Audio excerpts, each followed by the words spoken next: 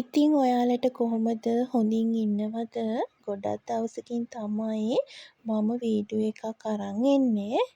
මේ වෙනකොට මම මාස 7ක් වෙන බණ්ඩි අම්මෙක්.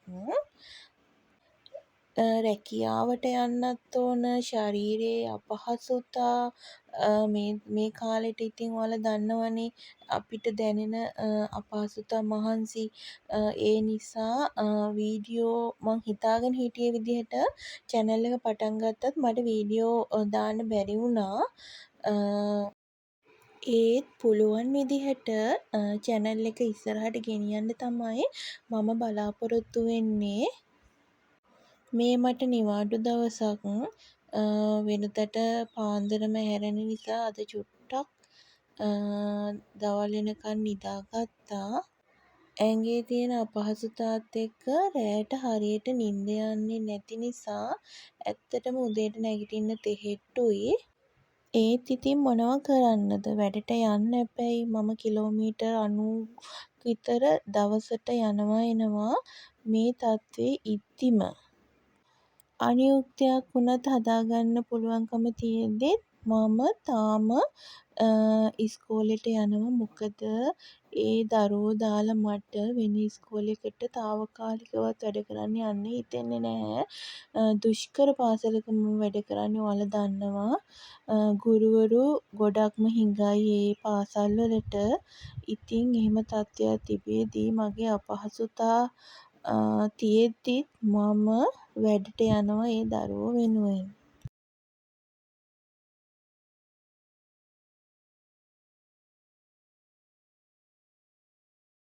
අද ඉතින් සෙනසුරාදා දවසක්.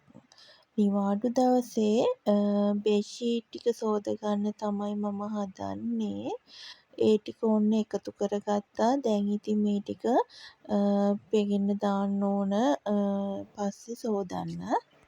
මේ වෙනකොට නම් මම බෙඩ්ෂීට් ටික එහෙම හෝදගෙන ඉවරයි. ඒ ටික ඔන්න වැලටත් දැම්මා. රෙදි එහෙම සෝදලා ඉවර වෙලා කොල කැඳ එකක් හදාගත්තා බොන්න. මොකද මට හැමදාම කොල කැඳ බොන්න විදිහක් නෑ. හදන්න පාන්දර බැරි නිසා සෙනසුරාදා ඉරිදා වගේ දවස්වලට තමයි කොල කැඳ හදලා මම බොන්නේ. බලන්නකො මගේ බෙල්ල එහෙමත් දැන් හොඳටම කළු වෙලා තියෙන්නේ. බරත් වැඩි වෙලා.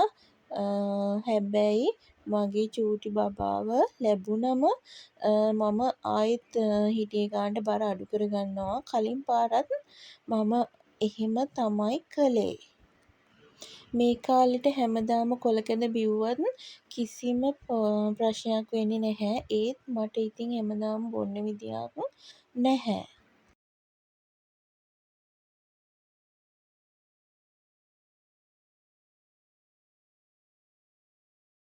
උදේ වැඩ ටික ඔක්කොම ඉවර කරගෙන අද මම බබාගේ පෙර පාසලට යන්න තමයි මේ ලෑස්ති වෙලා ඉන්නේ. මොකද වෙසක් සතිය කොහොමද කරගන්නේ කියලා සාකච්ඡා කරගන්න අද පෙර පාසලේ රැස්වීමක් තියෙනවා කිව්වා.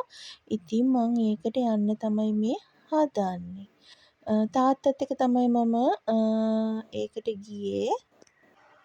අපේ බබාලගේ පෙර පාසල ටිකක් කන්ද උඩට වෙන්න වගේ තමයි තියෙන්නේ. මං ඉතින් මේ ඒ කන්ද උඩට නගින ගමන් තමයි ඉන්නේ.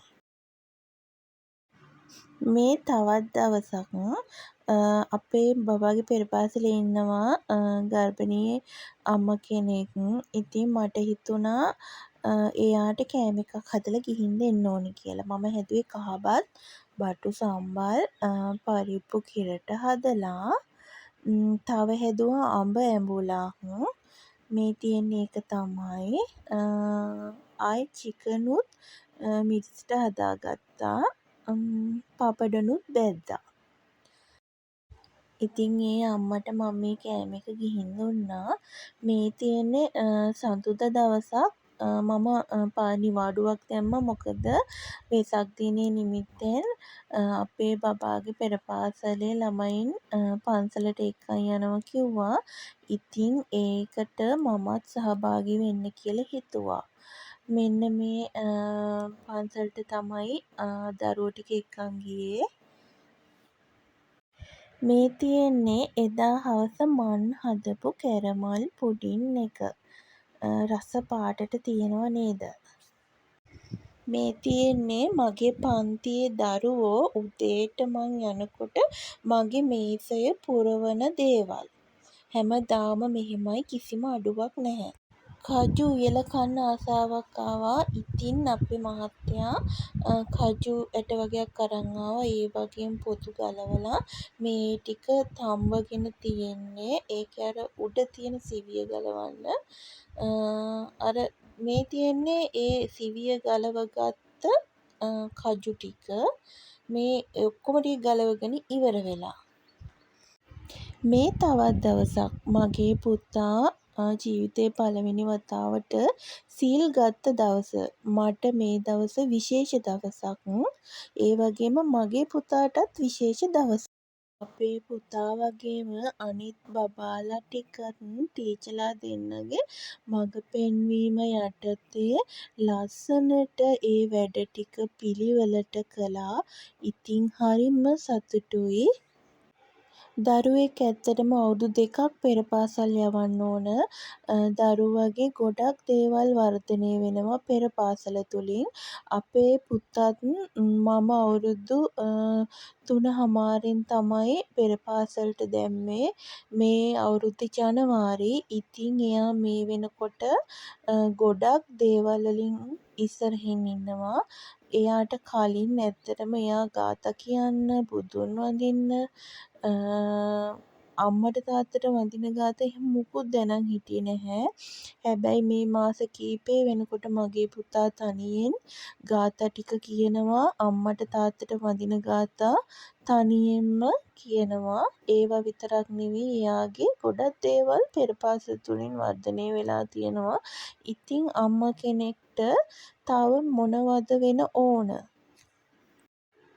මේ තියෙන්නේ පුංචි බබාලා ටික දවල් දානේ ගන්න වෙලාව පේලියට තමන්ගේ පිඟානේ අරගෙන ඇවිත් තමන්ට ඕන ප්‍රමාණයට කෑම බෙදාගෙන පේලියට ඉඳගෙන සංවරව දානේ ඒ ළමයි ටික ගත්තා. මේ තියෙන්නේ රණවරා කොළ. ඔයාලත් මේවා මැල්ලුම් හදලා කාලා තියෙනවද? කාලා නැත්තම් කාලා බලන්න. ගොඩක් ගුණ කෑමක්. ඉතින් අදට ගිහින් එන්නම්.